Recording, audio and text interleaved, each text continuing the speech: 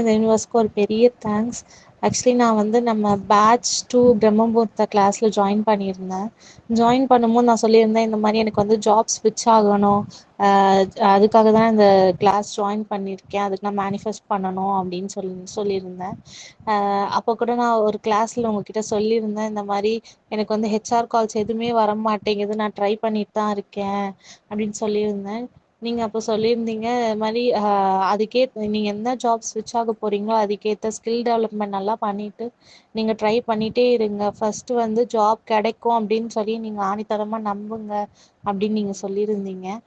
Plus நீங்க car வாங்கியிருந்தப்போ நீங்க ஒரு சக்ஸஸ் ஸ்டோரி சொல்லியிருந்தீங்க இந்த மாதிரி கார் இந்த கார் வந்து என் வாசல்ல நிக்கிற மாதிரி நான் வந்து நினைச்சு பார்ப்பேன், அவ்வளவுதான், அதோட நான் வந்து லெட் இட் கோன்னு விட்டுருவேன், அதை பத்தியே திங்க் பண்ணிட்டு இருக்க மாட்டேன் அப்படின்னு சொன்னீங்க. நான் ஃபர்ஸ்ட் பண்ண தப்பே ஜாப் கிடைக்கலன்னு சொல்லி ரொம்ப ஸ்ட்ரெஸ் ஆனது தான், ரொம்ப நெகட்டிவ் வைப்ரேஷன் கொடுத்தது தான் எனக்கு அப்போ புரிஞ்சுது. அதுல இருந்து நான் என்ன ஆஃபீஸ் நான் ட்ரை பண்ணிட்டு இருந்தேனோ, என்ன ட்ரீம் கம்பெனி நான் ட்ரை பண்ணிட்டு இருந்தேனோ அதோட ஐடி நான் போட்டுட்டு இருக்க மாதிரியும், நான் அங்கே போய் ஒர்க் பண்ற மாதிரியும், நான் ஃபர்ஸ்ட் டே ஆஃபீஸ் போகும்போது இந்த ட்ரெஸ் போட்டுட்டு போற மாதிரியும் எல்லாமே நான் நினச்சி விஷுவலைஸ் பண்ணிட்டே இருப்பேன். நைட் தூங்கும் போதும் காலைல நான் பிரம்மமுகூர்த்தா கிளாஸ்லையும் அதை விஷுவலைஸ் பண்ணிட்டே இருப்பேன். அதை நினச்சி ஹோப்போனோபோனோ சொல்லிட்டே இருப்பேன்.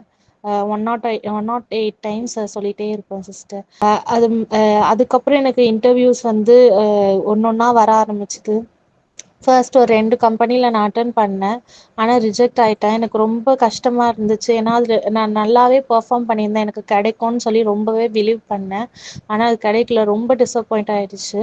அப்புறம் தேர்டாக நான் என்ன ஆஃபீஸ் நான் ட்ரை பண்ணணும் அந்த ஆஃபீஸ் ஒரு இன்டர்வியூ ஷெட்யூல் ஆச்சு.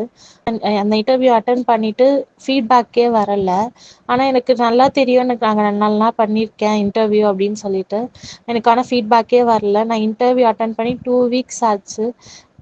ஆனால் நான் ரொம்ப ஸ்ட்ராங்காக பிலீவ் பண்ணியிருந்தேன், இந்த ஆஃபீஸ்க்கு தான் நம்ம மேனிஃபெஸ்ட் பண்ணியிருக்கோம், கண்டிப்பாக கிடைக்கும், நம்ம வந்து இதை நினச்சி ஸ்ட்ரெஸ் ஆகக்கூடாதுன்னு மட்டும் நான் மைண்டில் ஃபிக்ஸ் ஆகிட்டேன்.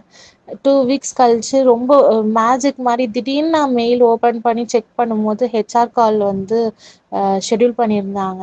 எனக்கு ரொம்ப ஹாப்பியாக இருந்துச்சு. என்னால் அந்த ஃபீலிங்ஸை எப்படி எக்ஸ்ப்ரெஸ் பண்ணுறதுன்னு தெரில, அவ்வளோ ஹாப்பியாக இருந்துச்சு. அன்னைக்கே ஹெச்ஆர் கால் வச்சு எனக்கு வந்து நெக்ஸ்ட் டேவே ஆஃபர் ரிலீஸ் ஆயிடுச்சு. நேற்று தான் எனக்கு ஆஃபர் லெட்டர் வந்துச்சு. எனக்கு ரொம்ப ரொம்ப ஹாப்பியாக இருக்குது சிஸ்டர். ஃபர்ஸ்ட் உங்ககிட்ட தான் ஷேர் பண்ணணுன்ட்டு ஷேர் பண்ணுறேன். ரொம்ப ஹாப்பியாக இருக்குது sister. Thank you thank you thank you so much. நீங்கள் சொன்ன மாதிரி எந்த விஷயமா இருந்தாலும் நம்ம நெகட்டிவ் வைப்ரேஷன் கொடுக்காம பாசிட்டிவாக அது திங்க் பண்ணால் கண்டிப்பாக நடக்கும்னு எனக்கு தெரிஞ்சிருச்சு.